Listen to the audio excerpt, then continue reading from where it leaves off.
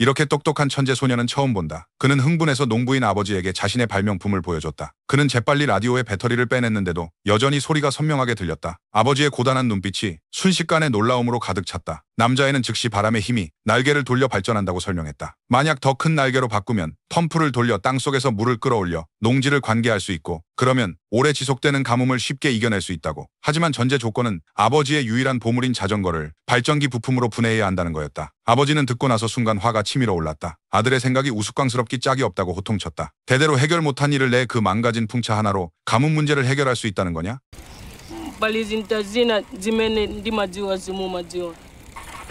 Chifukwa ungatekopanga zoseroese. chifukwa cha sukulu. 그런데 남자의 이 말이 학교도 못 다닌 아버지를 완전히 화나게 했다. 그는 바로 아들을 잡아당겨 바닥에 내팽개쳤고 아들의 심혈을 산산조각냈다.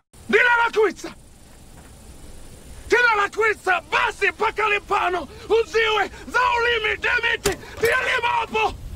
아버지의 말은 총알처럼 그의 마음을 관통했고 그는 무력한 눈물만 흘릴 수밖에 없었다. 하지만 그는 여전히 지식에 대한 갈망을 내려놓을 수 없었고 여가 시간에는 이웃들의 라디오를 수리해주며 전자 원리를 이해하려 했다. 하지만 소리가 나면 종종 잠든 아버지를 깨웠다. 그래도 아이의 열정 앞에서 아버지도 책망하지 않고 그냥 라디오를 들고 혼자 논밭을 걸으며 변덕스러운 날씨를 관찰했다. 극단적인 기후 때문에 이곳은 자주 몇 달간 폭우가 쏟아지거나 뜨거운 태양에 곡식이 말라버렸다. 그리고 이 땅의 옥수수가 온 가족의 유일한 수입원이었다. 하지만 가뭄이 심해지면서 옥수수 수확량도 급감했고 집안 저축도 이미 바닥났다. 그래도 아버지는 윌리엄의 첫 학기 등록금을 마련해줬다. 이 뜻밖의 기쁨이 어제의 꾸중을 따뜻한 포옹으로 바꿔놨다. 그런데 학교종이 울리자마자 과학 선생님이 윌리엄을 찾아와 다그쳤다. 일주일 안에 남은 $80 등록금을 내지 않으면 학교에서 퇴학당하고 더 이상 교실에 올 수 없다고. 어머니도 이때 윌리엄에게 말했다. 집에서 이제 등유등도 켤 수 없다고. 비를 맞으며 논밭에서 일하는 아버지의 모습을 바라보니 타고난 가난이 그의 꿈과 희망의 길을 막는 운명인 것 같았다. 하지만 이에 굴하지 않는 그는 더 잘 배우기 위해 매일 친구와 함께 마을 입구 쓰레기장으로 보물찾기를 갔다. 담배 회사가 버린 쓰레기 더미에서 윌리엄은 항상 자신에게 유용한 보물을 찾아낼 수 있었다. 그 후 그는 마을의 문제아들 아지트로 가서 친구들과 함께 경기 중계를 들으며 불안한 마음을 달랬다. 그런데 모두가 가장 흥미진진한 순간을 듣고 있을 때 라디오가 갑자기 배터리가 나가 꺼졌다. 모두가 라디오를 고칠 줄 아는 윌리엄에게 시선을 던졌다. 그래서 그는 밤을 틈타 빠르게 집으로 달려가 집에 있는 모든 폐배터리를 빼냈고 보슬비를 맞으며 문제아들 아지트로 돌아왔다.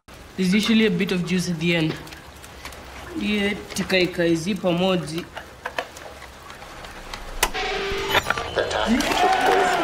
윌리엄은 역시 기대를 저버리지 않았고 그는 모든 아이들 마음속 영웅이 됐다. 경기가 끝나고 억수 같은 비를 맞으며 집으로 돌아가던 윌리엄은 뜻밖에도 누나가 과학 선생님과 데이트하는 걸 봤다. 이건 낙후된 마을에서 극도로 창피한 일이었다. 모든 사람의 웃음거리가 될 뿐만 아니라 온 가족의 망신이었다. 윌리엄은 선생님에게 본때를 보여주기로 결심했다.